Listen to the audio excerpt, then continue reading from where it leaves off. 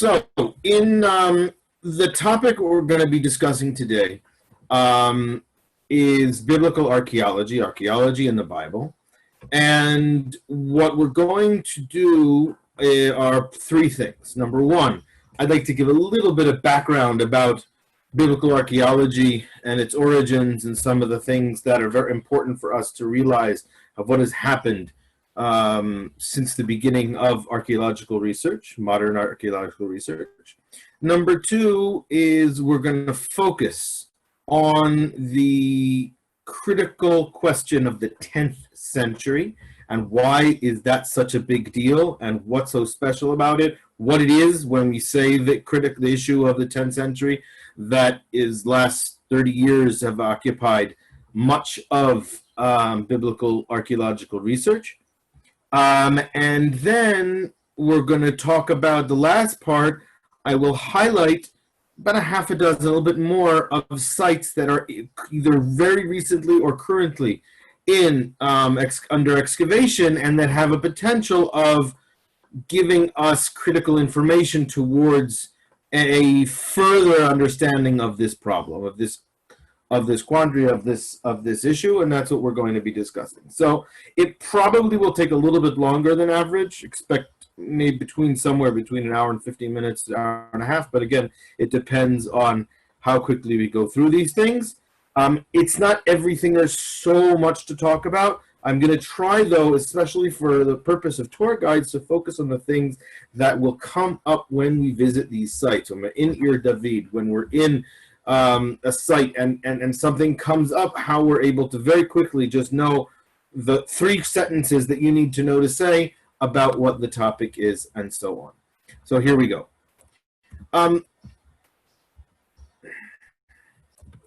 I like to differentiate between 3 different time periods, eras, that when we discuss the Bible and history.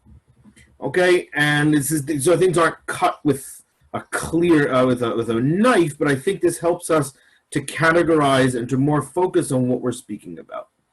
And in general, I would like to say that it's pretty much consensus that somewhere in the middle of the end of the 9th century, beginning of the 8th century, especially towards the middle of the 8th century, Common Era, the events, the people, the cultural background, the demography that is depicted in the Bible, more or less fits what you see in the field. That's not to say that every event and every person is going to be exact, and we'll discuss where there are some discrepancies, but more or less somewhere around the year 850, around the year 900, we're pretty much clear that the things that we see that archaeologists identify as from the year 720, we look at the Bible, that fits what we know, and it also fits what historical records, inscriptions are showing us. And that's very exciting. It's not something we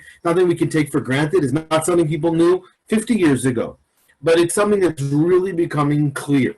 And so that would be the time that the 3rd chapter of this saga is one where we are still dealing with both things that are not in the Bible, but we find in archaeology, or things that are in the Bible and we haven't completely found, but more or less we can speak with the same timeline, we can speak with the same type of geographic references, whether it's to Egypt or to Assyria, to Aram, more or less all fit what we would see in the Bible. That's the 3rd chapter.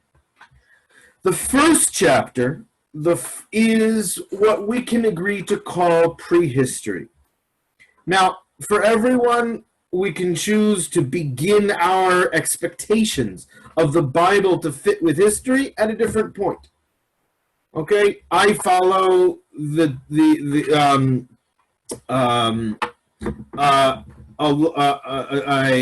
idea that it's most healthiest to start with Abraham. If you're looking for historical, I know some people that prefer starting with Moses, meaning it's not that we're definitely sure, we're saying that we're not even going to look for before this time period for anything archaeological, but we assume that these things are not history. Now, there are people out there searching for Noah's Ark, and there are people searching for these swords that are the two-sided swords that are guarding the Garden of Eden. But I would say that when we're talking about research and we're talking about common the conventional wisdom, we can people understand that the stories of the early stories of the Bible, whether it's to chapter 11, chapter 12, including the 70 nations, not including the 70 nations, that we can leave for another time, represent something else, okay? And in a nutshell, just if you're not familiar, they represent a rewriting of the understood myths, foundation myths of the Mesopotamian world, with a little bit of references to the Egyptian, but primarily it's rewriting the creation myths of the Mesopotamian world in light of the way God wants to represent it in history. There's one God, he's a good and trust, and a God that believes in mercy and in divine intervention in the world, and so on. And those ideas are given over through those, let's say, the stories of the Garden of Eden, Cain and Abel, through the stories of Noah and the flood and the Tower of Babel. Tower of Babel might be something else, but all those things we're going to call prehistory. Again, we can find some type of parallel between the Tower of Babel and the ziggurats, and there might be a connection between, but I'm not going to look for a specific thing because I don't see that as history. Again, some people may argue this doesn't exist. I think that it's very healthy because it allows you to say that from a certain time period, it's no longer, I'm not looking for specific connections, whether it's through the Neolithic period or so on. And that is, and it deserves its own style of relation. There are things I think that we can learn about from the prehistoric periods towards the understanding of the Bible, but I'm not looking for Nimrod's, inscription, his house, and so on. Again, some people might argue that you can, but I'm saying for this, but eventually they're going to get to a point where they stop looking in the tell for biblical history, and that is, we can still talk about Bible, and we can still talk about the connection, but it's no longer in the field of field archaeology where it connects to biblical narrative texts and legend. Okay, so that's number one. Our problem is two, where we have an expectation to find some type of connection between the Bible and history, but it does not fit with what we can see clearly in the archaeological record. That doesn't mean it necessarily it is incongruent. It doesn't mean that it's contradictory. It just means that what we see isn't necessarily what we find. And that is basically the context of the 10th century. Now, this narrows very, very greatly as much as we study more and more about the Middle Bronze Age, how much the Middle Bronze Age fits the way that the time of the patriarchs are depicted in the Bible. But again, if you don't see Abraham, Isaac, and Jacob as historical figures, you're not going to expect to find, any reference of him in the town of Hebron in the Middle Bronze to be era. But that is itself its own world. This is just, again, we're going to be discussing, again, the entire discussion today is in this second, in this twilight zone, where on the one hand, we have an amazing tool of archaeology. We have almost 100 years of what we would call scientific archaeological research. We have the Bible stories. What can we do with the two of them together? Now, the great-grandfather of biblical archaeology is clearly William Foxwell Albright. Albright, who is an amazing scholar. I mean, the breadth of his knowledge and his expertise is so wide that it covers things from Mesopotamia through Egypt that no scholar could even think of getting. Since the amount of languages he was able to read and decipher original material, his understanding of the Bible, his understanding of the geographical field was so wide, and he began he basically was the father to a new world of coming to the biblical tell. He went to Tel Beit Mirsim. I think we still haven't quite figured out why he wanted that specific one. He thought it was Devere, and Kibbutz Devira is nearby, but it clearly isn't Devere. It's some other, not exactly sure exactly what it was, but he was the one that started in much of the ceramics research, and it was right after Petrie had, it was at the same time that Petrie was discovering his the use of the stratigraphy and using pottery as a way to determine relative dating and within stratigraphy. So he's really one of the pioneers in the field, and all of the subsequent generation of the leading scholars, that most of them have just passed away recently, whether it was Strange or William Deaver, Frank Moore-Cross, all of them are his students, and they continued his thing. And basically his perspective, which is to understand, again, he wrote in terms of articles, I think his bibliography is a book, that but his articles are around 1,200 articles. His books are definitely in the, I don't know if it's more than 50, but there are many books. One of them, which I would, what's so amazing about the books is that as much as most of the research that is represented was done in the 50s and 60s, some of it after he had already retired, they're still relevant today, and it's amazing. This book here, Archaeology and the Religion of Israel, some of the this was published in 1969. Some of it is still very much relevant for today. Even it has not, some things have. Now, but to say about Albright is that he was a bit quick to jump to some conclusions, whether regarding the identification of Ekron, which he thought it was where Kiryat Ekron near Rehovot was in Telerani. Like, so there was plenty that he didn't know and whatever, but he understood that it's a field developing and growing, but his overall attitude is what's important. And that is, when we pick up the Bible is an amazing resource to understand the geography and the history of this region, and using it as a tool to, and again, using the archaeology with the study of the Bible hand in hand. Now understand, this is something that's going to come up.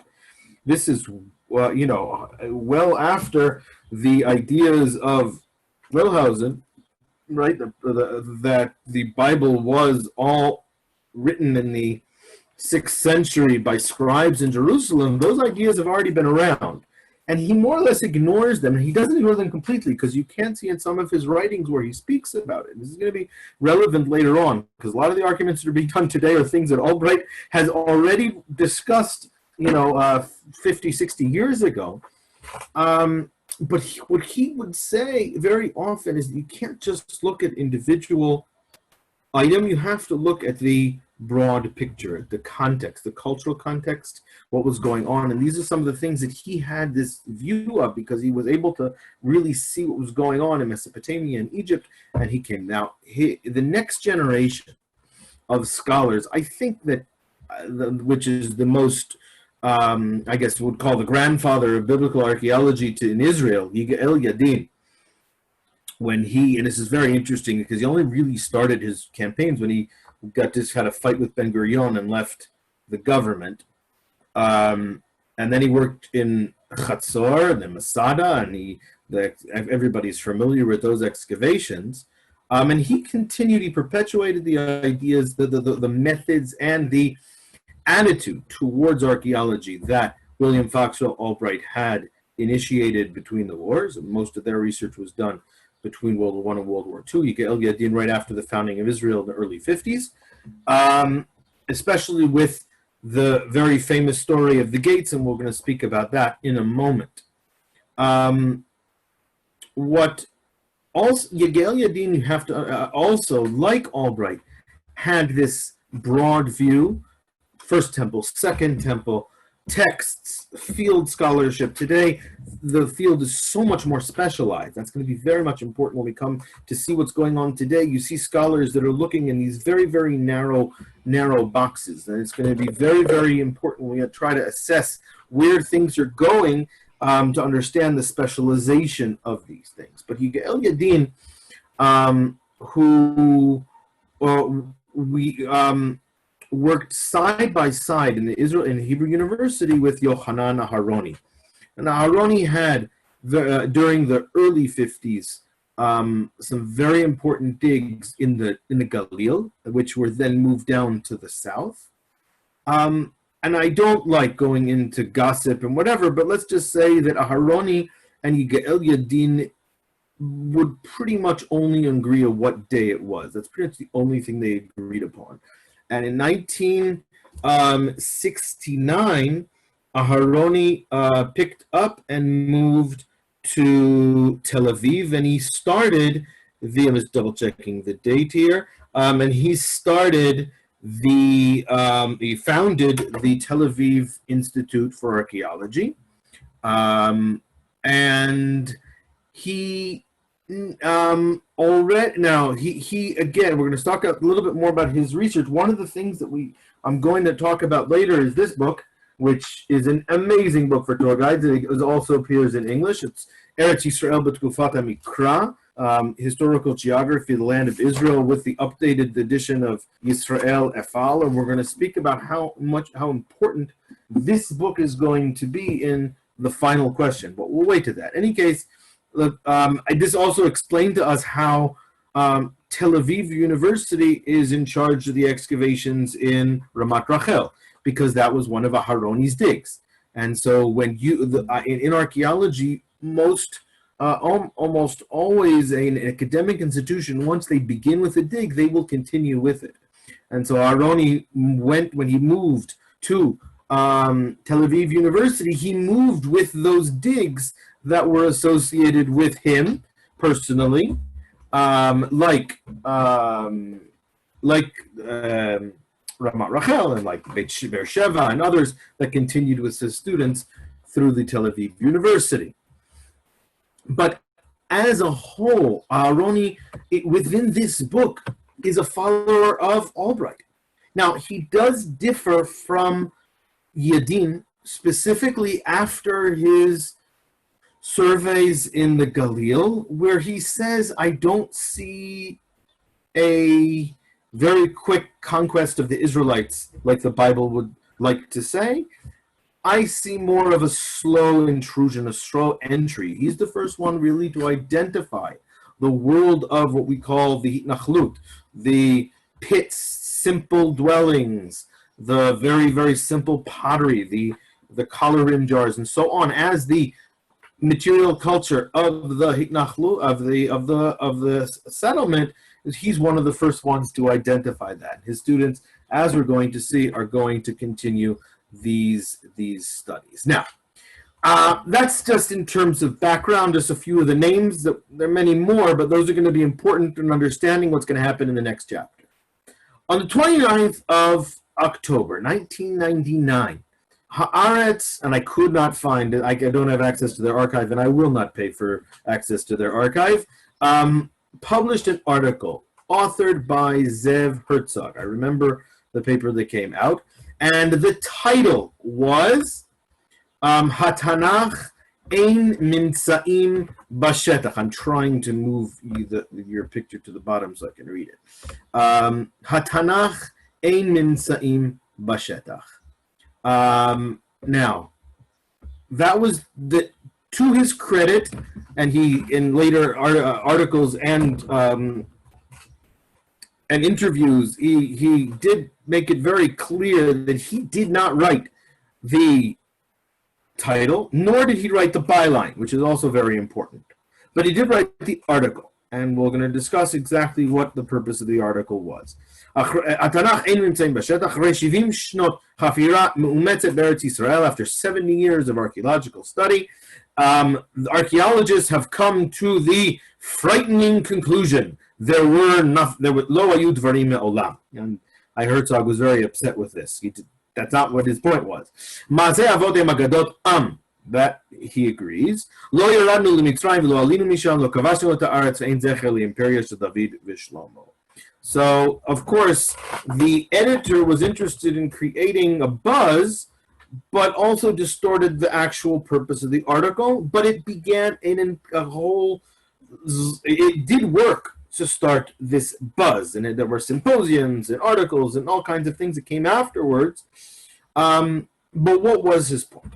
And this is very, very important to understand.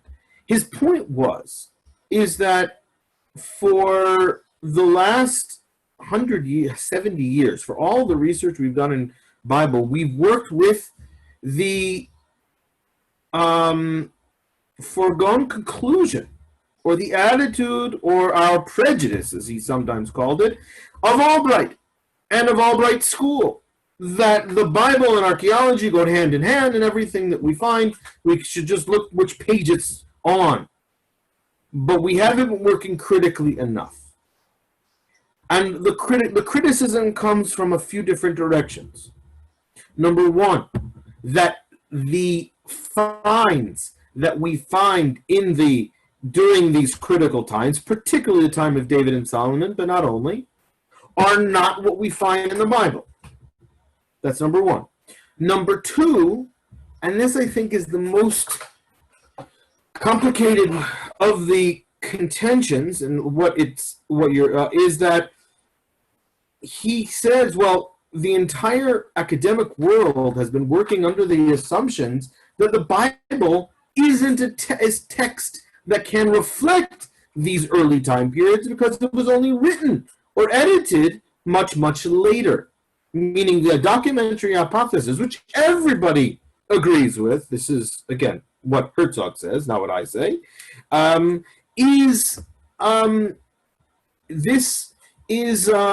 the Bible is not reflected in, meaning it shouldn't, see, here it's a fuch al fuch. One, what we find in the Bible is not what we find in the field.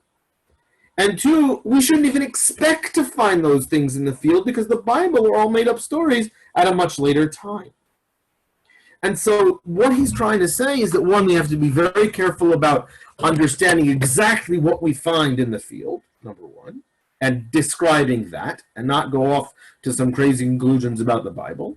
And number two is that we're going to have to try to reassess, I guess using, this he's not saying, but this is we have to reassess what we should expect based on our now conclusions, what the Bible is, being edited by the Deuteronomies and the Josiah school, or whoever wrote these things, from a much, much later time. Okay, but it started a critique against this positivistic attitude of biblical archaeology that we can see elsewhere. Okay, now we can see it. I'll just jump over here. Where is it? No, I had to put it out here. Okay. We can see it elsewhere, but let's just say this, is that Herzog did not deny that there was Israel. The Mernaftach stele, well, ironically, the Mernaftach stele says Israel is destroyed. So we're used to people saying that from the beginning, our first mentions are places that we're told we don't exist or we're destroyed. But that seems like it's a theme. In any case, the line here, lo hayu dvarim ba'olam, that there are no mimtzaim, is ridiculous. And this is something that Herzog, he wasn't able to take back what he wrote. Of course there are mimtzaim bashetach. There are hundreds of mimtzaim bashetach. Okay, there are many, many different artifacts that we have found, hundreds, thousands. But I think more accurately is that they don't fit the way that we expect the Bible should be depicted. Okay, I'll give a few examples of some of the very clear mimtzaim bashetach, like the Sheshonk stele, which unfortunately was not found in excavation.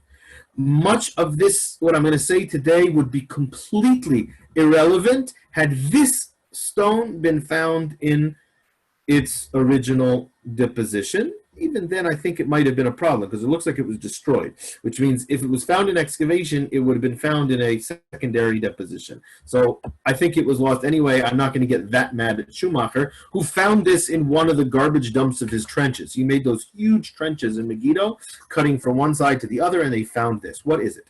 It's a section of a stele, a stela, which apparently Sheshonk or Sheshak in the Bible put in Megiddo, declaring that or proclaiming that they had conquered it, probably around the year 925, 924, maybe 923. By 922, everybody agrees he was no longer the king. So it's got to be within a very specific window. You'll see some people say 926, but those dates are irrelevant. At this point, it says that this is destroyed. Now, very, very important, because if it was destroyed, does that mean there's destruction level in Megiddo for Sheshonk? And you have two completely opposite positions here. Some say, yes, definitely there's a destruction level, and that's what this is represent. But some say, no. Why would you put a stele on a city that is completely destroyed? Who's supposed to look at it? It's actually that they were still there. They weren't completely destroyed, but it was put in the city in order to proclaim that the Egyptians are now in charge. So that's something that's going to be interesting a little bit later on. But this first Mimtza artifact is going to be basically the beginning of the end of our discussion, because it represents a conquest that Sheshonk does, going through, destroying about 158 different place names. By the way, one of the best places to get it is from Aharoni's book, of all the Sheshak conquests, going through the Negev, going through all the Shfela, up through the Galil. Jerusalem is not mentioned. Okay, so all of those things, this campaign taking place according to the Bible in the 5th year of Rechavam, is the end of our discussion, because it's after David, after Solomon, it's basically the end of the 10th century, and that pretty much starts our Bible archaeology synchronism to start to come together. But what happens up until Sheshonk? Again, even afterwards, half a generation later, the Mesha stele seems to continue the biblical story and archaeology mixing with one another and more or less telling a very similar, if not exact, story. And the Tel Dan inscription, which is very exciting because they found the first time the name Beit David in an ancient thing. Again, we had never found David's name in any inscriptions until now. Again, we have to remind ourselves that the Tel Dan inscription, number one, is not from Judea. It's from the north. It's not even a Jewish inscription. It's not an Israelite inscription, not northern or southern. It is an Iranian inscription saying that they had destroyed them. So it must have come afterwards. So therefore, exactly when it was placed in Dan, declaring that they had won somewhere in the end of the 9th, beginning of the 8th century. But those are 3 examples of where, from the end of the 10th century, beginning of the 9th, 8th century, going into the 7th, and ending with the 6th century, 586, where we pretty much Bible and archaeology fit. So if we want to go back to Zev Herzog, it's not Ein Nimtzaim Bashetach. It's Tchufat David v'Shlomo Ein Nimtzaim Bashetach. That is the critical time. The critical time is David v'Shlomo. I just mentioned about after David and Shlomo. What about before? Well, a graduate student working with Yochanan Aharoni and later with Moshe Kochavi, set out to do a survey in the entire area of Rosh Hashanah Today, the entire area is built up, but the archaeological survey was done by this graduate student who turned it into his master's and later his doctorate. This is the site that his doctorate was written upon. And this site was fascinating because it was a site that came from the 12th and 11th centuries. There was a continuation into the 10th century, and he identifies it as a settlement site, hitnachlut, atar hitnachlut.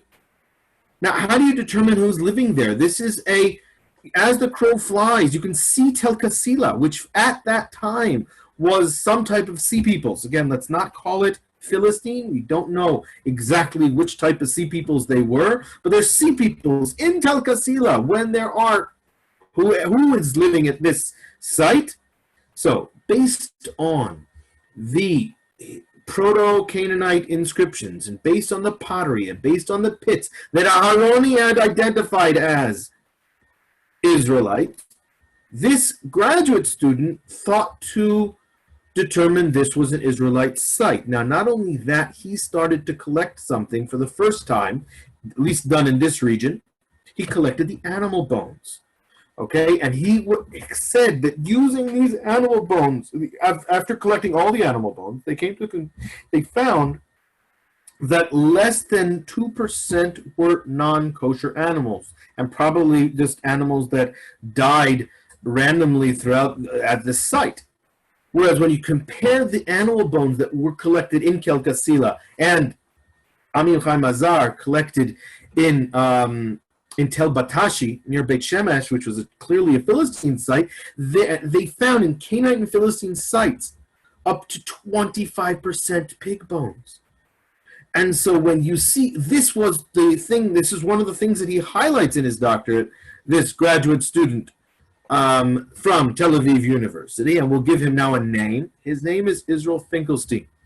But for clarification, we will call him Israel Finkelstein the First, because Israel Finkelstein is about to have a change of attitude. Now, he continues his research, Israel Finkelstein, and surveys the entire area of Ephraim. Of Ephraim, the area of Shiloh. He excavates in Shiloh. And this book, which still today hasn't been updated because it doesn't need to be. It's an excellent archaeological book. Okay, I'm trying to get it without seeing my dirty laundry. But this is the book, which is called Archaeology Tkuvat Nachalut V'Shoftim. It outlines basically how, again, there are places where it clearly doesn't fit the story in the Bible, and we spoke about last time, it definitely doesn't fit the 480 years. But if you take out the chronological context, but if you just speak about the areas in which the Israelite sites have been found, the nature of the Israelite sites being simple, 1-2 generation sites without proper water sources, near the towns, Shiloh being a cultic site which seems to be a central site at the time, all these things pretty much fit. And so what are we left with? If we have now bordered this central time period on one side with the Sheshach stele and the campaign of Sheshach in 924, we can conclude the time of the judges, let's say with the Shmuel. Again, there's no identity, we haven't found the house of Shmuel, but let's say from Saul, David, and Solomon for that time period, okay, that would be our big question, because more or less what the conclusion of this book is, and with everything that Finkelstein has done, he has not negated the archaeological conclusions of this book, which more or less fit the biblical picture, again with adjustments, because we have to adjust the story of Joshua and adjust some of the stories of the judges. Namely, they probably don't reflect one after the other, but simultaneous stories that happen in different geographical regions. And that's something which is definitely understandable within the context of the Bible. Again, to be able to fit within the 12th and 13th, 12th, and 11th centuries. And that would be more or less the story. So again, I'm not talking right now about Joshua. We'll leave that out for another time. We mentioned it briefly last time. But what I've established now is that the archaeology of the conquest and settlement more or less fits the biblical picture. Okay? But, and that is Bitsarta. And therefore, and we can continue with Adam Zartal, who again would be one of the followers of Yadin, who perpetuated the ideals of Albright. He took the Bible and fit it, but he, again, adapted it because he feels that the area of the northern Shomron, area of Menashe, was the area which the Jewish people, the Israelites, were able to come in first, then set up, and then slowly disperse throughout the country. Again, something that if you read the first chapters of the book of Judges, is definitely a reasonable way. So where, and this again, ending with, okay, Saul, David, and Solomon, who had this amazingly massive empire, fit in the middle. Okay, so where do things start to crumble with regard to relating David, particularly David, but as we're going to see, we shouldn't focus only on David. We have to include Solomon, which other people do, and I would like to add is we have to add Saul to this equation to properly understand things.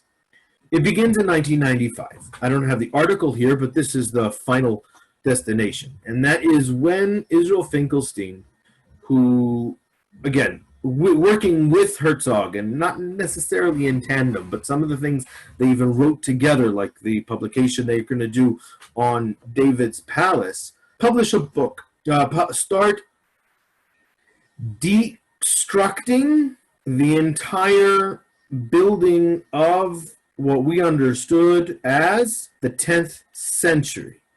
Okay?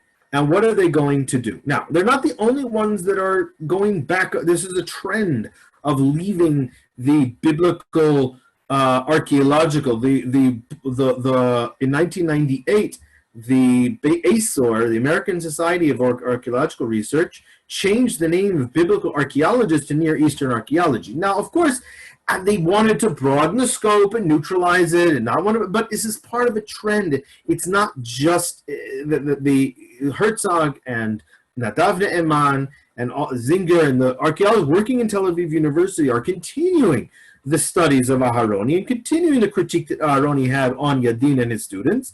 And they set up a new school we're going to call the Tel Aviv School. But what are the central claims of this new trend? Now, if we're speaking archaeology, we can focus on the 10th century. But what I would like to say now is that from a perspective of the Albright camp, okay, I'm not talking from the perspective of the traditionalist Jew. That is a different discussion. It is definitely a legitimate one. I may relate to it at the end when you have to speak to how to speak to tourists. But right now I'm speaking from the new positions of the Tel Aviv school, is what we're going to call them, although it's not only in Tel Aviv, but they do wave the flag of these new claims. And again, their main adversaries are the Albright school and the biblical archaeologists. So the first claim is what we've been working on until now, and and their claim is that based on the research that we have done up until this time, there was no united monarchy, at least the way the Bible describes. The great public buildings of the 10th century and the destruction layer and all that what we find, everything that Amichai Mazar describes in this book, right, which is the best single volume summary of archaeology in the Holy Land. Okay, the Archaeology of the Land of the Bible, 10,000 to 586, 1992. It is not, yes, every single page needs to be updated, but his basic explanations and conclusions are still relevant here. What they do is they move all of that to the 9th century, and in a moment we'll discuss why and how they do that. But if there's no great buildings in big cities in the 10th century, then where is David and Solomon? They couldn't have existed. That is claim number one. Claim number 2 and 3 are pseudo-archaeological claims, especially if you're an archaeologist that specialty is in Tel Aviv and in the Negev. What do you know about Egyptology? But in any case, the claim is there was no Exodus. This is following, again, an understanding of the Bible, that the Israelites, both the southern and northern kingdom, originated as a... Now, where do they come from? If there's no... See, this is the issue. If there's no Exodus, you have to come up with an alternative story of where the Israelites came from, because no one's arguing there aren't Israelites. It's Finkelstein that wrote the book about the Hitnachlut. He wrote the book about a new group that arrives in this region during the 12th and 13th, 12th and 11th century. So obviously they came from somewhere. And that's number one. Number two, and this I think is the most underappreciated, but the most critical of the claims of this new idea, is that there was no united monarchy relevant for the archaeology. But after the destruction of the northern kingdom by the Assyrians in the year 720 and later, the refugees arrived in Jerusalem from the north and helped the form a united historical memory, which means, according to this new claim, there was never Saul, David, and Solomon that ruled on all of the tribes. Now, take a second to digest that, because the first time you think about it, like whatever, but you realize that how much of the Bible now needs to be completely rewritten.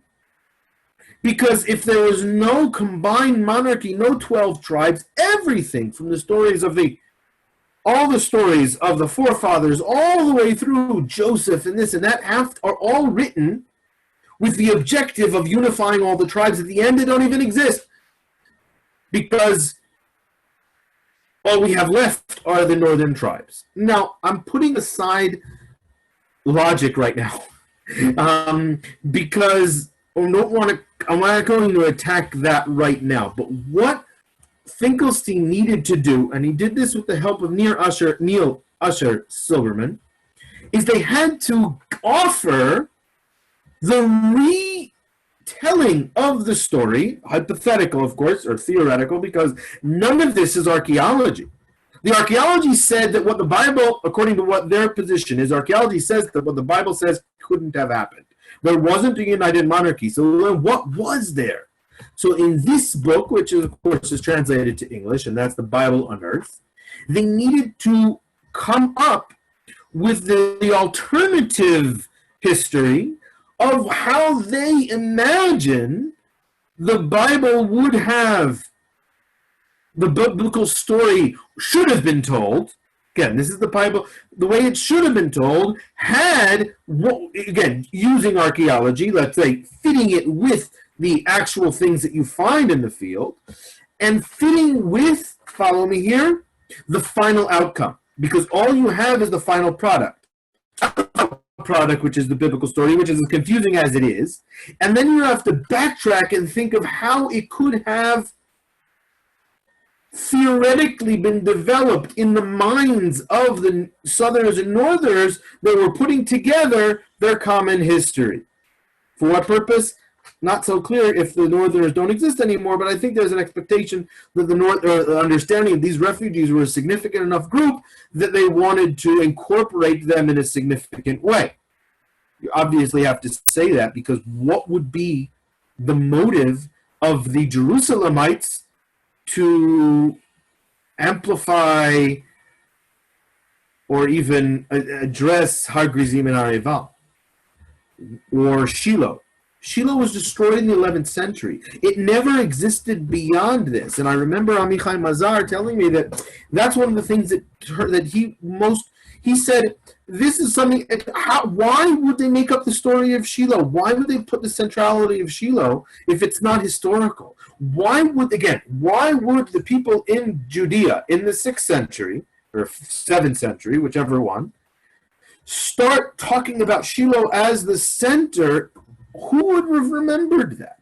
Why would they have remembered that? And so on. And even if they remembered that, why would they have the need to incorporate it in the biblical story? Talk about Jerusalem. Say how they would all lived in Jerusalem forever and ever. And so on. So I do remember reading it, and I think, though, what the critique is, it's not a bad book, but it should be in the fiction section, or historical fiction, not in Bible. It's not, again, it's Neil Usher Silverman is a journalist, and he's a very good journalist. He wrote many very good books about archaeology and about other topics. But the critique here is that Finkelstein, in his archaeology, you could claim in a moment, we might claim that he may be correct about the gates of Megiddo. But to take the additional steps of saying there was no Exodus, and both originated as a slave class rebelled against the Canaanites, really? That's how it happened. Now he's there, not original. He's taking an idea that was already suggested, and actually it was a communist idea that it was suggested in the 50s. Mendenhall. I'm not getting into that right now, but these are ideas that they've incorporated in this new understanding of the Bible, which they focus on David and Solomon and give even a zoom in this book that I could not get through. I read a few pages and it was too much for me, but again, that was their objective, is again further flushing out the biblical stories and trying to re-understand them, reinterpret them based on the fact that they didn't happen the way the Bible said. But they did happen. And this is where you have to understand, again, and he says it over and over again, Finkelstein does not claim that David and Solomon did not exist. They have to exist. Otherwise, there could be no Beit David later on. They don't challenge that. Now, there are those that do further the claim. Most of them are biblical scholars.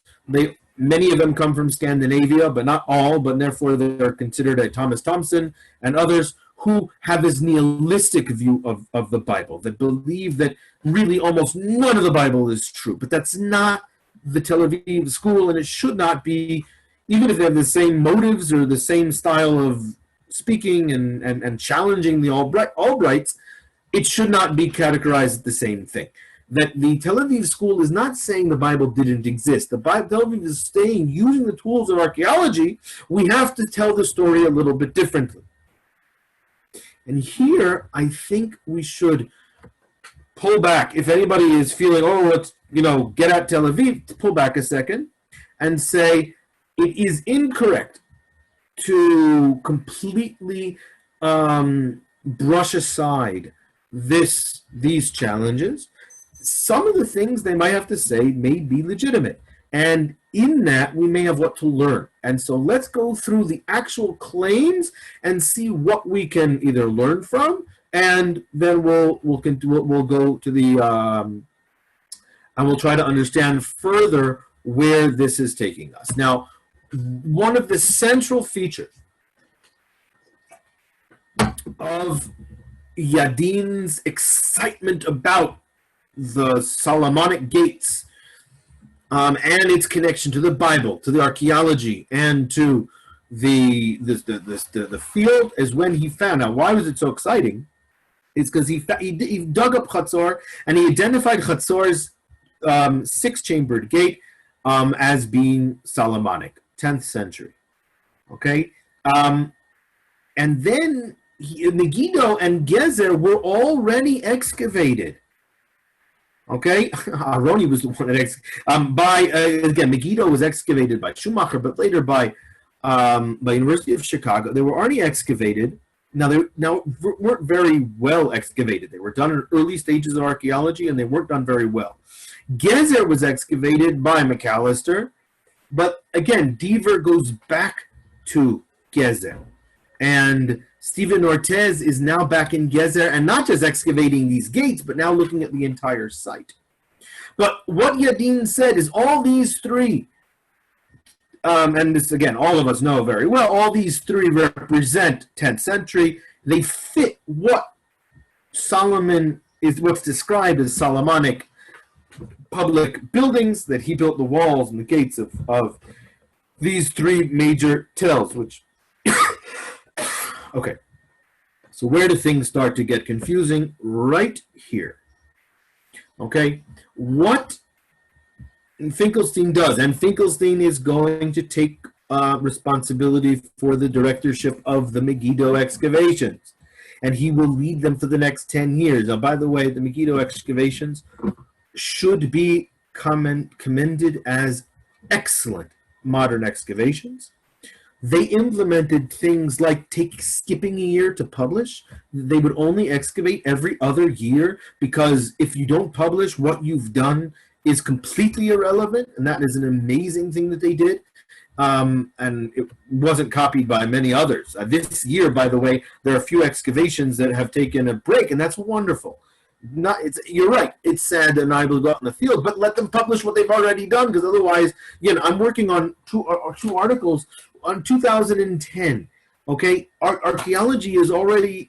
I know that there's stuff that's already been found in later things because I'm reading the updates in the Charashot Archaeology, but it hasn't been published in the final report. And until it gets to the final report, I'm not going to be convinced that it's something, whatever. And again, this is something that we can just say that Finkelstein and all the things you can say, that it was an excellent field archaeologist and his team worked very, very well. That being said, the claim is, and again, if you're interested in the actual details of which locusts and which types of pottery, that's for another time. But and I can direct you to which articles to look at. But the claim is like this. This wonderful thing if you're going to tell Israel, which obviously was the palace of Achav and the iron 2, B or C, whichever way you time period there is all from the time of Achav, 9th century, late 9th century. Okay? And what they did is, with the 3 sites of Megiddo, the actual level of the gate and the casemate walls, or with the casemate, I'm not going to get into that right now, 4B, 5A, has the same pottery as Tel Yisrael and the same pottery as Shomron. And if those 3 sites have the same type of pottery and should be dated to the same time period, they all should be associated with the 9th century.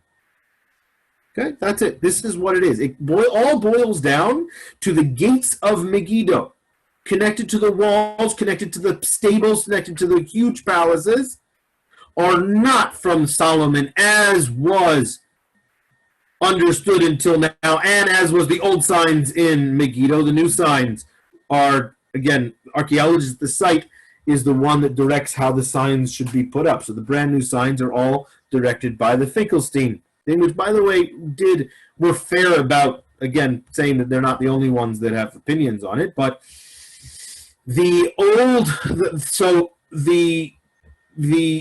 conclusion of this statement is that many of the 10th century public building levels identified in many of the tells around the country, okay, you can go, Amichai Mazar at the beginning of every single chapter here has a table of all of the, United Monarchy, it's a table, okay, of the cites the time periods of every single tell. So if you're looking at Iron 1A, 10th century, at Ta'anach, at Yoknam, at Tel Kiri, Tel Ketzan, Tel Abu Awam, what he would say is that if it's got public buildings, very often they just shift to the 9th century because the pottery is not from 10th century as we understood until now. It's all 9th century. That is the crux. That's the focus of the archaeological claim of the Tel Aviv school. That's an archaeological claim. That's not biblical. It's not historical. It's to claim that now, if you're going to challenge, now he doesn't only say this. They also check the carbon-14 dating of charcoal remains that were found in excavation from these sections. And I remember sitting in a room when they were giving over these things, and they said, well, where did you check it? They checked it in Weizmann. Those are always too late, meaning it's already what we would call early. Like, they're always pushed on later in history. Okay, so check them they should be checked in another laboratory. Well, to summarize, Finkelstein believes that his claims are supported by the carbon-14 dating. How do you answer to a claim like this? Number one, Tel Yisrael is based on 8 squares. 8 squares. 8 tiny little areas. It's not a very comprehensive excavation. It was only a return to an excavation done earlier. Since then, there have been more. But can you break up everything just because of one type of pottery? That's one possible claim against it. The other, and you can, again, the collection of the answers to this can be found. The two articles, by the way, if anybody's interested in getting the full review, both published in 2010. One is A Great United Monarchy, Archaeological and Historical Perspective, Israel Finkelstein. If people are interested, I can send the links. Both are available online. And the two is Archaeology and the Biblical Narrative, the Case of United Monarchy, Amichai Mazar, who comes back and answers. And Amichai Mazar's answer is looking at the actual reports that Finkelstein himself published. It's still sustainable that these things are 10th century. So again, but the point I'm making here is that the arguments are still on the level of technical archaeological data. And here we have to differentiate between technical archaeological data and the biblical story. And there's going to be even more, as we go through the different examples, that's going to be the critical question. Because you know what? Let's say he's right about Megiddo. And the that great building of Megiddo was built by Achav. Now, Achav could have built with six chambered gate as well. Nobody says that they can't build with 6 chambers anymore. If that was what in Chatzor and in Gezer, by the way, the archaeologists still continue to claim that it's 10th century. And that you can see that in a more recent publication, Tel Chatzor, Near Eastern Archaeology, 2013, published the entire volume is dedicated, a magazine, it's a journal magazine, is dedicated to Chatzor, and Amnon Bentor restates that he believes it's 10th century, very clearly. So on an archaeological level, you can argue with it. But what I want to claim here is that let's say Megiddo is special, and that the great buildings in Megiddo were Achav. So what? Achav was obviously very great. He was so great, and this is one of the biggest issues that Finkelstein and Neil Usher Silberman point out, and this relates to the Battle of Karkar, which is in and of itself very important, but it's very important of what it represents. And if you are not familiar with the Battle of Karkar, after we finish this, look it up, because it's an amazing story. The Battle of Karkar was a battle between a collective armies of the southern Levant regions, okay, and Shalmaneser. Now, this is Karkar up here along the in the Baca Valley. But what's so special about this war is that it was a collective army of all of these troops: the Iranian troops, Hadadezer, Irubini of Hamat, Matinu Balu of Arvad, Adunu Bashu of Sianu, Gianu of and Basha, the son of Rechov of Ammon. Okay, so all these are the things. Now, what is so special about this list is that it lists all the chariots and all the infantry that each one of these delegations were sending. It turns out that Achav sent the largest contingent of chariots. Achav sent the largest army to this battle. And it seems that they were even successful at this battle, if not stalemate. Which means that an international battle fought with Achav, where is it in the Bible? Completely ignored. It's not in the Bible. Which is an amazing story. Because if it's not in the Bible, what does that mean? First of all, it means the Bible doesn't talk about every historical event that took place during the biblical period. That should be clear to everyone. But it means that the Bible is clearly deflating the importance of Omri and Achav and their because this is something that seemingly should be proclaimed, and this should be proud. They should be very proud of. Instead, we're hearing about a small little fight he had with his neighbor over a little patch of land that they were harvesting grapes from. Yes, which is considered to be, from the prophet's perspective, one of the most important stories. But what we see here, we learn here from a few things. One is that tell Israel, well, whether the Kerem actually, it could have been the Kerem been in Shomron. Look again. I think actually, any case, the Kerem Navot story, Achav, all that was what the Bible is important. The importance of the Bible is not telling over the entire historical story. The importance is giving over the prophetic message.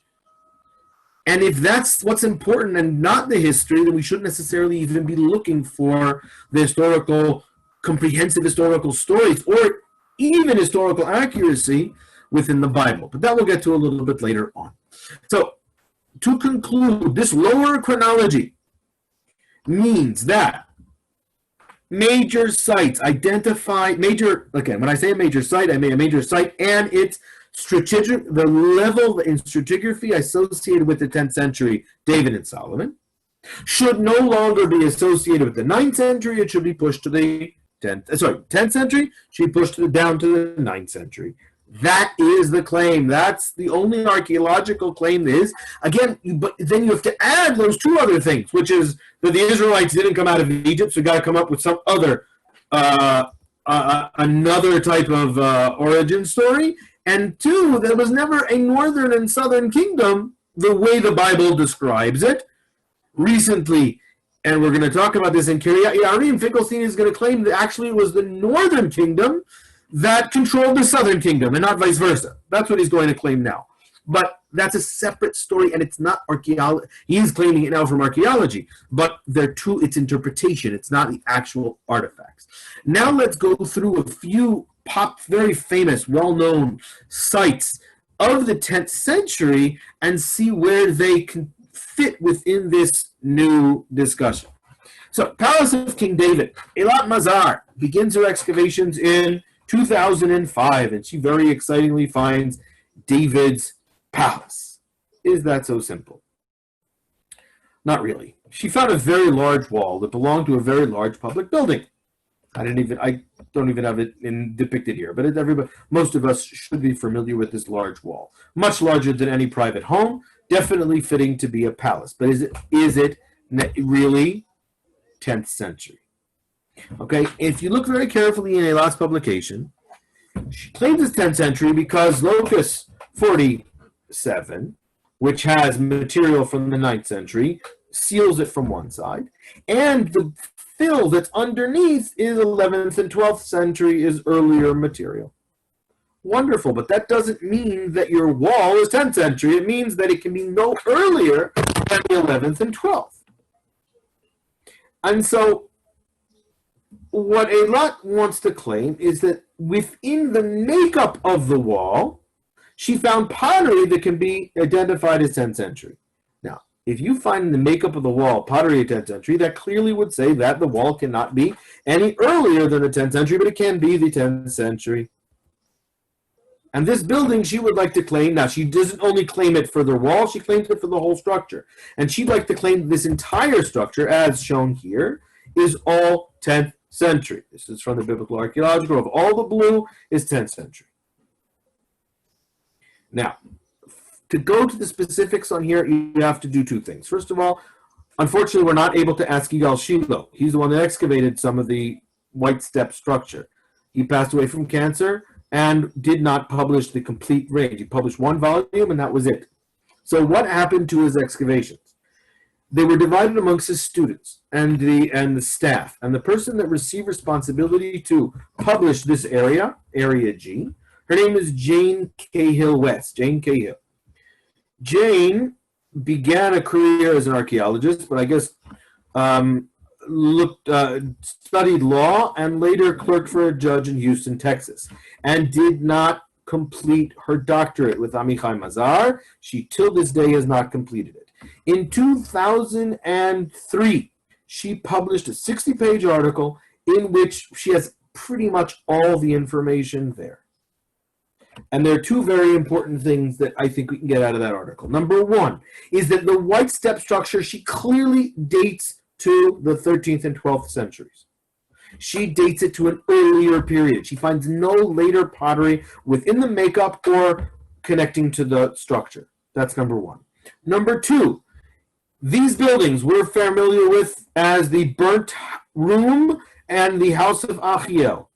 Look carefully at her publication. It says it's level 14. Level 14 is 10th century, which means that if it was David's palace, almost immediately after David builds his palace there, he allows one of his men, maybe Uriah Hittite, right, to build a house cutting into the support structure that supports her, the large structure. And so, it's not a proof that it's not, but it raises a lot of doubt to the ability of this structure to actually be David's palace from the 10th century. Okay? I'm going to take two more things to say about it. One is that while working in Ir David, this is now going back to 2006 in preparation for her, we had her give a lecture, video linked from Houston, and I was responsible for that. So in the discussions that I had in the preparations for this over the telephone, I asked her what she thinks about Eilat's new discoveries. This was just after they were published, and she said she has no reason to change anything that she wrote from her article. She saw what Eilat has published. This isn't the final report, which has since been. I also then later went to Amichai Mazar and asked him the same question. He said, listen, the pottery that she's talking about from the 10th century is very, very problematic, and he also has no reason to think that it should be moved to the 10th century, and it should therefore, what can we still say? This large stone structure could be the Mitzudat Sion described in the Bible, and these buildings were built in David's palace. Where is David's palace? There's still plenty of places underneath the UNRWA school. Who knows where it is? There's still plenty of places where it could be, but it's not necessarily this building. That's number one. But let's say Eilat is right. This is where I think my point is most important. That discussion, that's what I usually tell most of them. By the way, if I'm hired there by Ir David to talk, very simple, what you say is the archaeologist responsible for this has identified this as David's palace. And you go on. It's, again, if you want to, that's a very simple thing you say. You can say it without getting in any trouble. But I usually raise the different possibilities. Now, there are two more things that have to be said. Number one, when I remember when they came, when a group of the scholars from Tel Aviv University visited, they looked around and said, this can't be. Now, again, they were already very much set in their preconceived now already that this can't be 10th century because there was no major public buildings in the 10th century. So what is it? If you recall, this area was already excavated by McAllister and Duncan in the 1920s. And they did an awful job of their excavations, and they did a pretty awful job in their publication. And one of the claims is, and this is an article that was authored by 4 scholars from Tel Aviv University, and by the way, since then, Finkelstein has already jumped ship and doesn't agree with these conclusions anymore. But at the time, they claimed that the large stone wall was Hellenistic. And he alludes to it in this one. He doesn't say it was, but he says that because of the excavations done on McAllister were so poorly done that it was completely misdated. And the mikveh that was built there was part of the Hellenistic building. It's a big mess. I remember when they presented this at a Bar Ilan conference. I was sitting right behind Amichai Mazar, and I just looked at him and I said, what's going on? He gave me this look.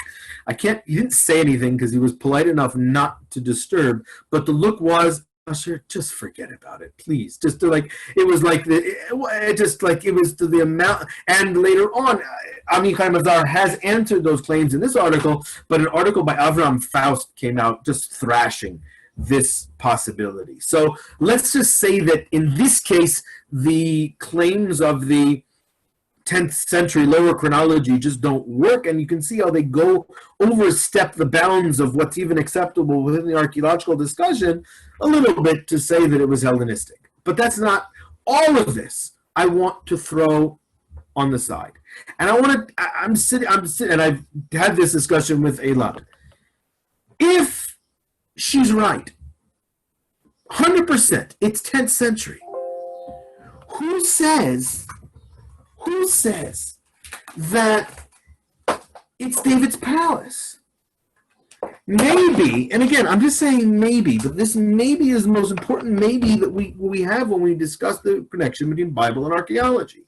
Maybe this was built by the Jebusites as a reaction for Saul building a palace at Tel Elful in Giv'ah.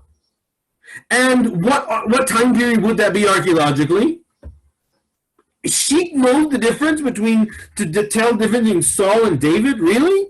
Archaeology does not have the ability to distinguish between pottery. The white on black and black on white and red on black pottery of the attic ware that's in Greece, we know to identify to a decade. We even know sometimes to know exactly what year or which part of the sculpture. But our pottery here, we can get at the best to 50, with a range of 50 years. Sometimes, if it's something very specific, we can get a range to 30, 40 years. But to know the difference in David and Solomon, at least to be able to say, I know it's David and not Saul, is impossible. And therefore, what I would tell is, even if we're so certain at 10th century, look at the Bible. There's another option to identify.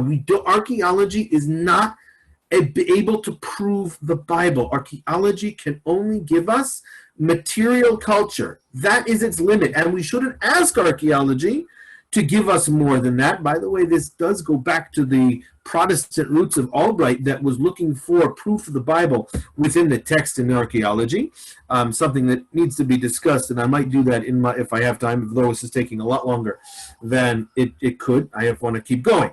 So that's relating to this. Let's move through our next site. Khirbet Kayafa. Khirbet Kayafa is very special in this regard because it's after everything. Is that it wasn't, one of the most critical things about Kayafa is that it was not previously excavated by University of Chicago, by McAllister. It wasn't disrupted, and it could have been excavated by Yossi Garfinkel, Hebrew University, Sar Ganor, with modern archaeological techniques, without any type of prejudice, able to look at it. Now, what do we find here? We find two basic levels. One from the time of Alexander the Great, a phenomenal story, but not relevant for us today. And two is one level from somewhere in the 11th century. Maybe probably 11th. 11th based on comparisons, so we call Ashdod 1 ware, which is a very specific type of Canaanite pottery that's found there. Okay? Who lived there, and what was this used for, and what is it? So I think some people have discussed it, and it deserves its own hour of discussion. But in a sentence, its pottery fits. We found an ostraca that has proto and is new inscription that deserves Eshbal, which is Ishboshet, which connects to what I would like to describe.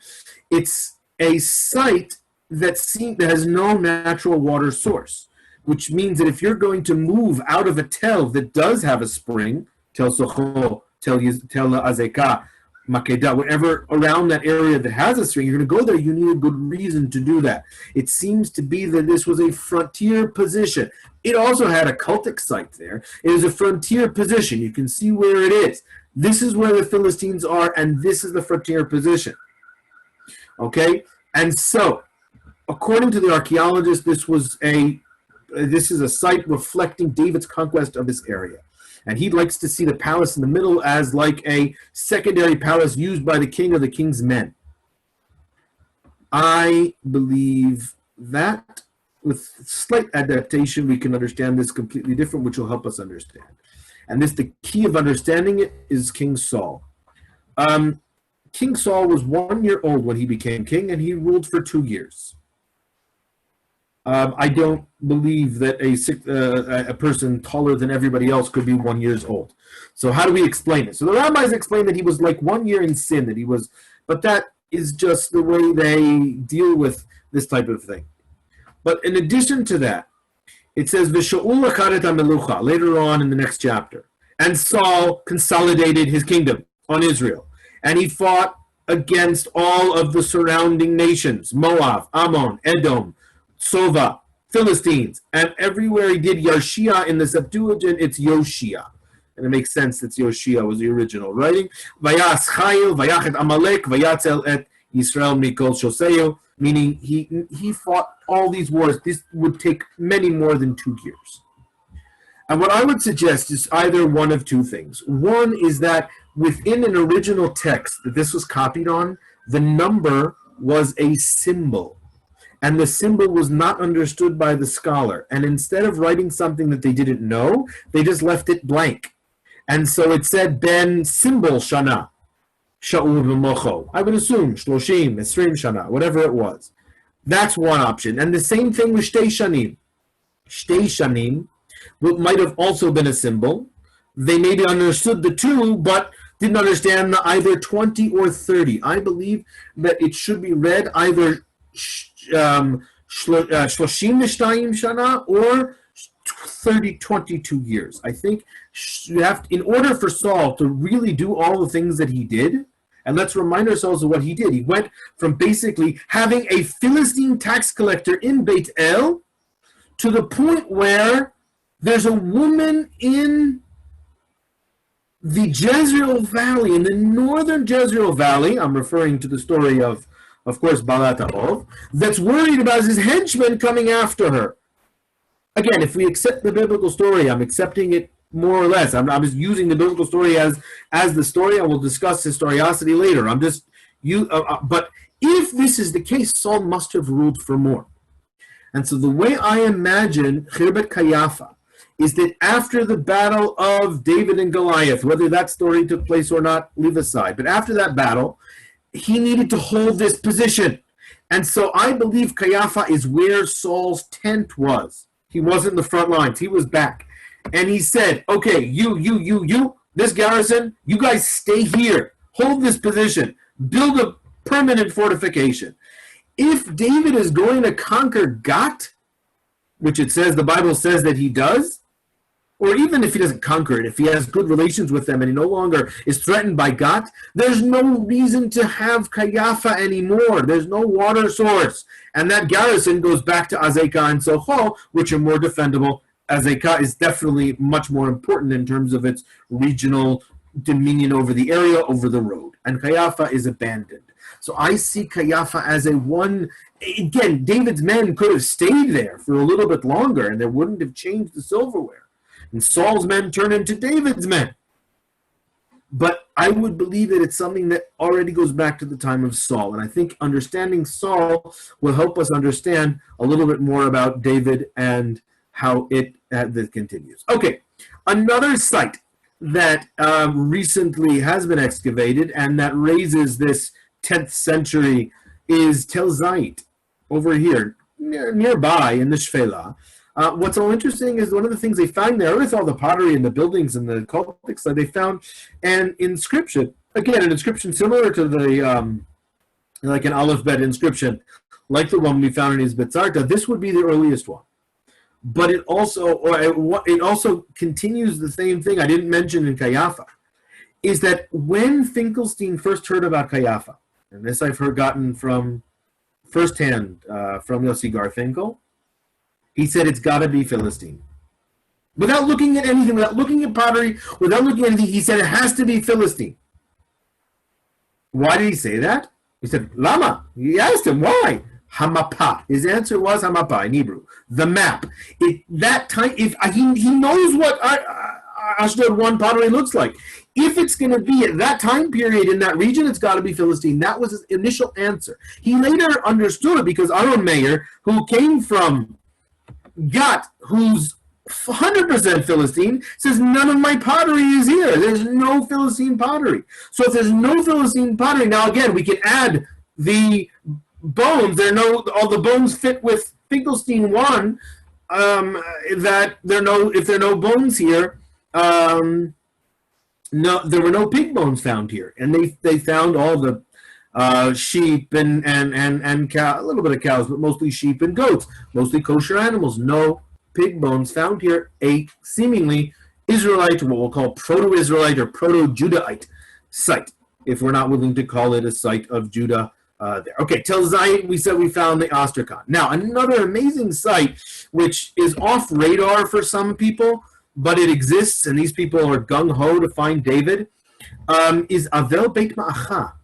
Avel Beit Ma'acha, right near Metula, okay, here's Metula, is a site with a very interesting similarity to the city of David, by the way, in its shape and design. But this is the tell. It's been excavated now by a team of archaeologists right today with the help of Israel University. Now, Avel Beit Ma'acha is described as a site that David runs after Sheva ben Bikri. So it's basically the most northern place that David actually physically gets to. What they found here so far is they found an amazing Middle Bronze 2B level, and they found the iron. And the iron, though, it's still iron 2, later iron 2, but if they find the seal of Sheva ben Bikri, then we can get excited. Even then, that doesn't necessarily prove anything, but it gives us the context. Again, to clarify, archaeology can give us context, and it can give us illustration, but it can't give us proof. There's no such thing as archaeological proof to the Bible. That doesn't exist. Okay, and we'll do that a little bit more when we get to the conclusion. Another site. This is the view, by the way, from Avel Beit Ma'acha in one of the sections in their buildings. The Negev outposts, and each one of these things we can have a whole hour about. Rudolf Cohen, one of the last things that he did is he published these articles with these amazing outposts all over the northern Negev. Some that div into the southern Negev, and he dates them from the 11th, some even earlier, but 11th and 10th centuries. Now, he assumed when he just did them, he was working from the world of Albright. He said they're David and Solomon. This is part of these are part of the protection of the road of the people that we're now starting to trade with Eilat and with Edom and so on and so forth. I think, seen that these sites, and this isn't a good map. This is a better map, which is that's available. Rudolf Cohen, 1,000. These are amazing sites. This link, by the way, and I can share this matzega. This link is to the article in Cathedra. I have to share it. Whatever. That he summarizes these finds, and it's now leaving the share, and it's not. Let's go back. And I just lost my PowerPoint because of that. Let's go back. Okay. So you can see some of the shapes of these. So now these have been identified as not David and Solomon. They are the tribe of Shimon. They are Amalekites. They are Midianites. They are Edomites. They are other Canaanites. Who knows? Maybe that's all of them, all of the above. We have no idea. At this point, it's hard to tell. There is a pottery type there that we call Midianite pottery, very, very primitive type pottery that's there that we identify with the Midianites. Maybe they were staffing Midianites there. This also connected to his research and his excavations that he did in Kadesh Barnea. But one of the things that I'm going to see here is that in the final analysis, we can't just look at Megiddo. If you want to understand the 10th century, you got to look from Avel Beit Ma'acha all the way down to these sites in the Negev and try to come up with a comprehensive look at the entire question. But we've not yet come to our final statements. Let's just go through another site. So there is, Thomas Levy has been excavating in Jordan now for a few years with the help of some local archaeologists, what he calls King Solomon's mines, which are in En-Nahas, which is in the Funon area. This is the largest ancient site of mining copper, much larger than Timna. This is Thomas Levy, who, by the way, I think now is the president of ASOR from San Diego. Here is Khirbet el-Nahas, and they connect it to the Edomian sites, but the Edomian sites, which are connected with Solomon in there. But if you remember, if Saul actually conquered or had some type of a success, and it says conquered, we'll get to it in a second, success with Edom, maybe this is already incorporated within some type of Jerusalem-based or central-based confederacy. But in any case, he is finding this Edomite pottery and Edomite ware.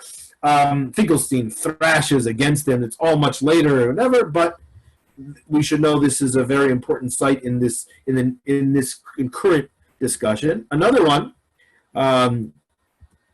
is from a young professor at Tel Aviv University. His name is Erez Ben Yosef. He sat next to me in the tour guide course we did together. So we have friends since then. He actually went and studied in San Diego, not with Thomas Levy, and you can, this National Geographic article, which is very recent, 2017. Let me see if I can share it with you. He would like to claim, new share, he would like to claim that, and just, Daniel, just nod if you can see the scene, see the article. Okay, good. Okay, so this is the article. Let's see if I can get the one of five. He's excavating in the area of Timnah, and he found a mining site, which, by the way, if you're not familiar with it, it's a very important thing to know, new things at Timnah. He's excavating up there, and he finds these pits where they did all of their burning, and they had a whole system of protection. They had to protect it, which means that they had somebody who was trying to attack them, which is pretty amazing. The Egyptians wouldn't need that. Egyptians rule the whole area. Why would they need to do that? So he says this might be a group that are not Egyptian. Okay. And he claims that it very much could be related to the biblical stories of Solomon. How would the, now let's see his article. Can we see the article? So why would he say that? First of all, the time period in where of when these things are coming from. Okay, but the other thing he did is they took the burnt materials. Here he's connecting it also with Thomas Levy and the finds there, but he looks at the feed in the dung of the animals that they have found there, and using the pollen of the feed from the dung, they determined that the animals were coming from here. They weren't coming from Egypt. And therefore, even they must be related in some way to the Mediterranean and to the coast, which is part of part of the research. You're welcome to read these things. These are all available online. Let's take my share back to the.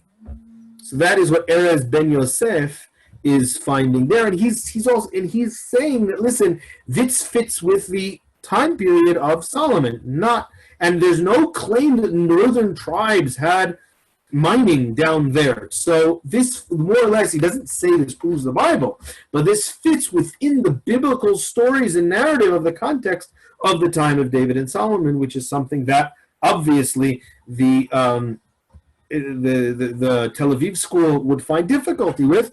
But as these things continue, these are going to be the newer sites of discussion. Okay. There are two sites that are being excavated right now, which have a potential also in telling us a little bit more about this time period. One is Lachish. Yossi Garfinkel has finished with the Elah Valley project. Actually, there's other people working on that project as well. And he moved back to Lachish. Back to Lachish because Lachish has been excavated numerous times by many and very well published by Usishkin and by and he's going to areas that have not been excavated and trying to look at them again, because again, to see the connection between the transit. Now, right now, he's looking at this is a temple, a Canaanite temple, and he's finding some very interesting things about the late Bronze Canaanite right now. But hopefully, when they get to those sections relevant to this, and because they're coming with everything they've seen from Kayafa and from others, they might be able to come with new insight to as exactly where these transferring has established. Israel Finkelstein actually went on to a new site in Kiryat Yearim.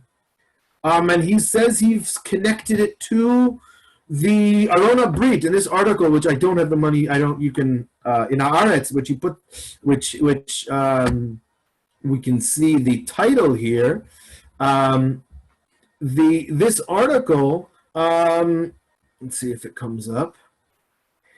Says that he founds the sources of the. Let's see if where is it?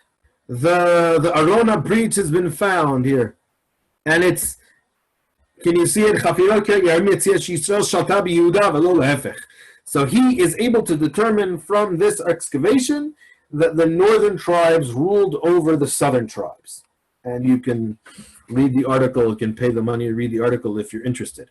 So that's relating to sites that are being excavated as we speak, like right now, not as we speak, but right now, that have the potential of furthering our discussion. Now, this is not to the exclusion of all the other sites that have levels that relate to the 10th century. Okay, I just don't have the time now to go through each and every one. Okay, whether it's Gezer, whether it's some of the Philistine sites, whether it is, obviously Jerusalem, but Jerusalem is, as we've seen, is very limited, but there is still potential in some of the areas in Jerusalem. Chatzor, they're continuing excavation there. They're furthering there. Chatzor, by the way, the archaeologists there very clearly state that after the very meager levels that they identify as the settlement sites, the nachluyot, they find a well-built wall with a gate, with a city that is before the destruction of Sheshach. So that would be David and Solomon. Okay, or Solomon.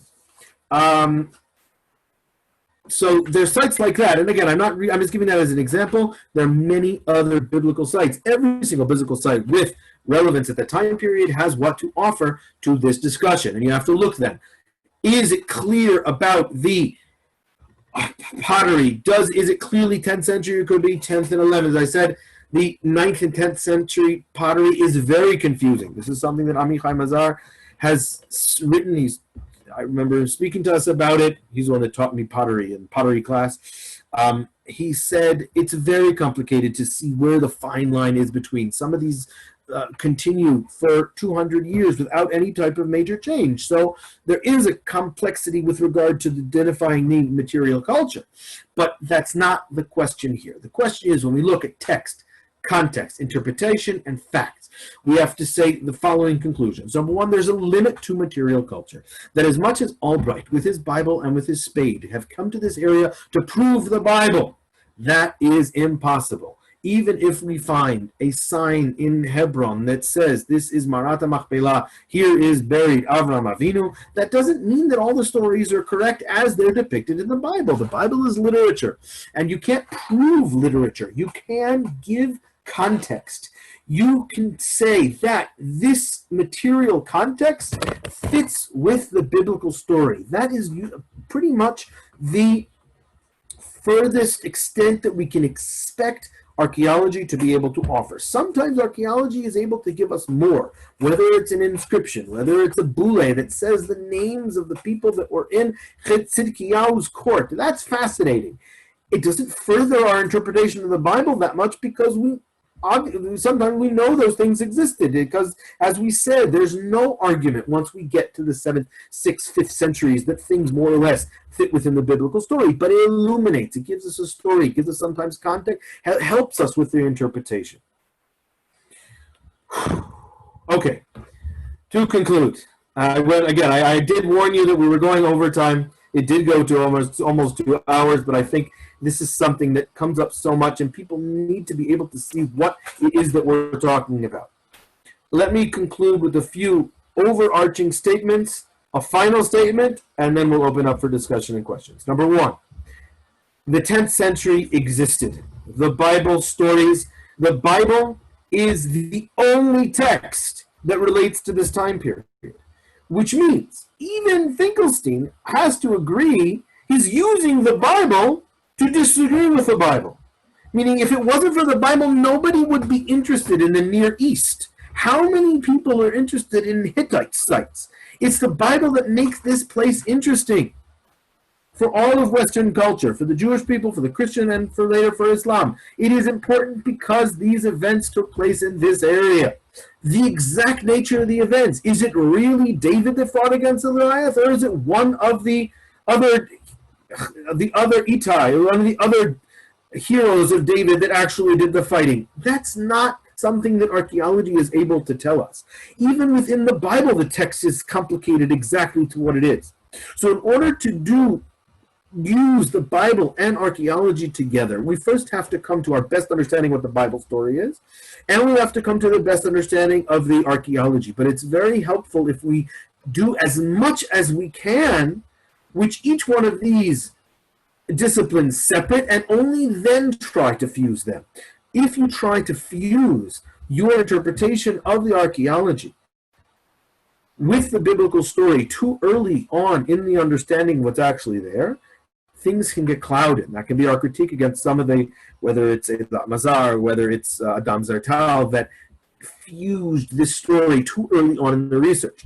Also, we're talking about interpretation and fact. There are facts on the ground. An inscription is an artifact. It's a fact. Okay? But how do we interpret it is part of, it has to be distinguished. Now, there's certain interpretations which are, there's a range. Let's say, I'll just give one example. When they first found the Beit David inscription, the nihilistic school said, oh, it's not Beit David, it's Beit Dod. And there's a video, I was just looking for that video. If anybody's seen it, you can share it. There's a video now it said, no, it's not Beit Dod, it's Beit Dude. It's the dude from the great classic, The Big Lebowski. And that is the original Beit Dude. That is what the inscription was referring to. I can share the link with you, but that is basically as close as what we have. But there is a range.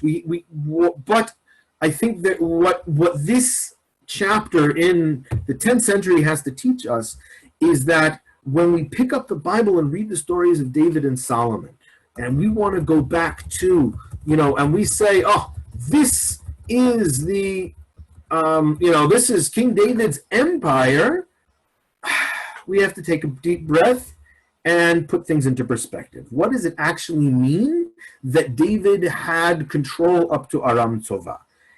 Did they have a garrison that walked by the city, and because Egypt was so weak and there was no power in the north and the Philistines were so weak that they offered tribute to them, and David says, I'm now in charge?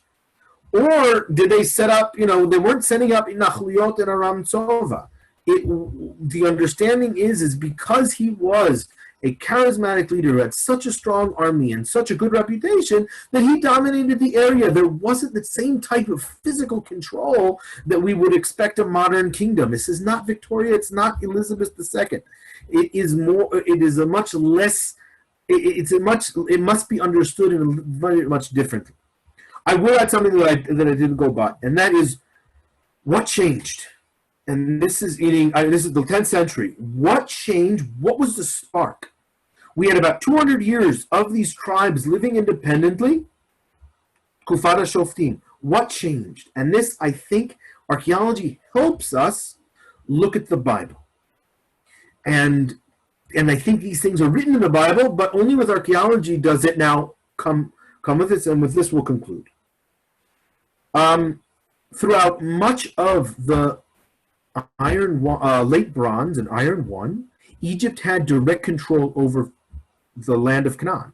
Egypt was still in charge. I mean, the Jews, if the story of Exodus is correct, so they left Egypt and they stayed in Egypt because they wandered around the desert and they stayed and they went to the Shomron, not because the Egyptians were still they're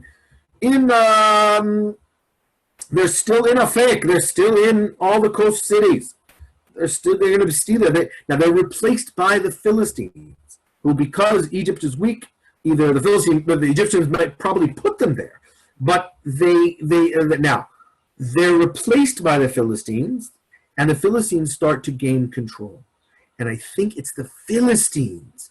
The growth of the Philistines and their encroachment on the northern and the southern tribes as they threatened, and this is the story of Jonathan and the tax collector in Bethel. As they threatened the dominion, the people said, we need somebody to get rid of the Philistines.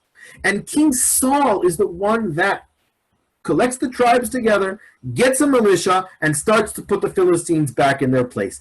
And as we see Philistines getting stronger and stronger, we can see that in archaeology. We can see them coming in on the coast, building the series of tells that are inland, which is Gat and Ekron and Tel Batashi, where they're looking at Beit Shemesh.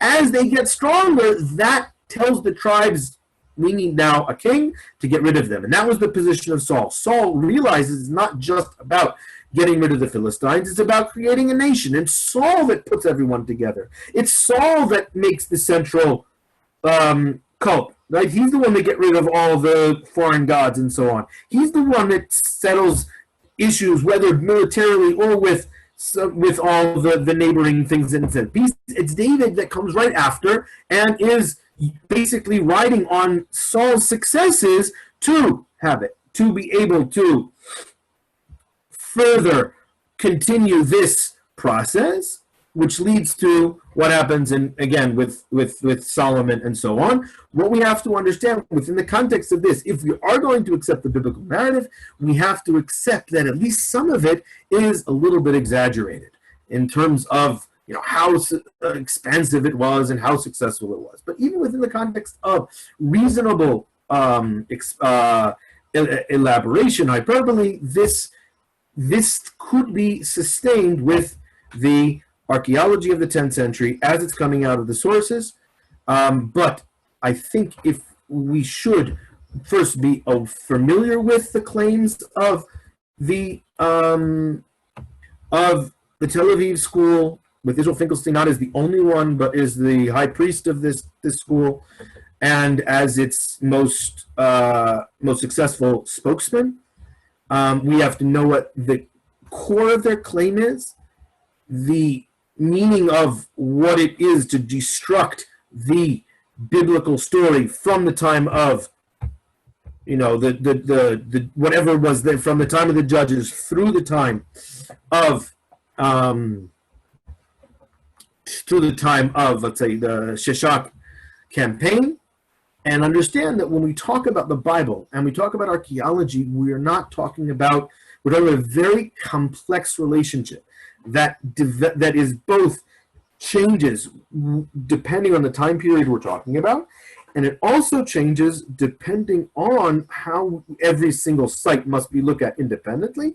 And as we look at the entire picture, and both in terms of time and in place, we come up with a very complex story, which, as tour guides, we have amazing stories to tell, and we're still allowed to tell the stories. But if we want to be both accurate academically and to have intellectual integrity, we have to be able to say where there are doubts and where there are questions. And what I'd like to add, as biblical interpreters, we have just what to gain from any type of critique of this of the accepted classic or traditional opinion, because that is how we learn. The more we learn new things is when we incorporate challenges and are able to interpret them and go beyond them. That's all we have for now. I will now open up no, there is no. Let's go. I'm just going to go through some of the quick things that I see here.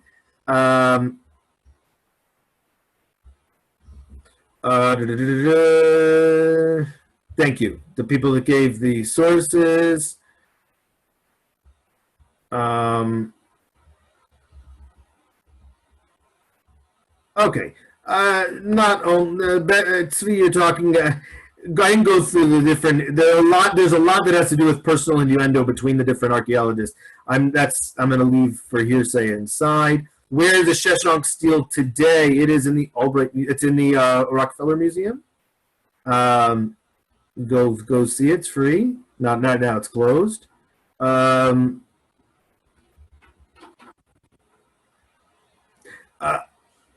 Finkelstein's story, by the way, is an amazing intellectual activity, and you can do the same thing when you read it through. You try to think of why he have to. Let's see, what else? There's no destruction level at Kayafa. They just left. They abandoned. There are a little bit of things falling over, but that's natural. Okay, that's enough from here. If there's anybody has anything, that please unmute yourself, and you can. I'm going to put everybody on the see it so I can see everybody. And okay, so is there anybody that would like to? I apologize if it was too long. I see some people gave up along the way, but I hope I didn't want to skip anything. I actually did. Excellent. Brilliant. Thank you very much. Asha, this was very, very good. You so clearly explained the different opinions, their point of view, the Tel Aviv point of view, and really made it understandable for us who are just novices. That's what I do as a tour guide, meaning I did sit in all these archaeological classes. I chose actually not to go into biblical archaeology. For my master's, I went into specialize in classical. But in the Hebrew University, anybody that studies undergrad has to do biblical. You have to do biblical, and you choose one other field. So everybody does biblical, and then, so I spent many, many years in these classes, and as a tour guide, I feel that you have to be able to explain to people in a normal language. Archaeologists have their own language, have a jargon, and they like to use that. They like when people don't understand them. That's one of the things that the title of Jane Cahill's paper was Paper Tiger and the Bully Pulpit. And what he was trying to say is, one, they're building all these paper tigers that they keep knocking these things down, but nobody's ever claimed that that was it. And the Bully Pulpit is they're using their pulpit as an array just to, you know, I'm correct, I'm the archaeologist, and that's it. But what my point is that very often we're able to agree with Tel Aviv School archaeologically, but differ in the interpretation and how it relates to the Bible. And I do the same thing with Mazar. In Mazar, we can agree with Eilat archaeologically, but not agree with how she describes the Bible, or say that she is not the only exclusive interpretation of that. Okay. Thank you, Asher. Everybody, thank you very much. All the best, everyone. We'll see you on Sunday. Bye-bye. Shabbat shalom. Thank you. Asher, it was great. Okay. Thank you.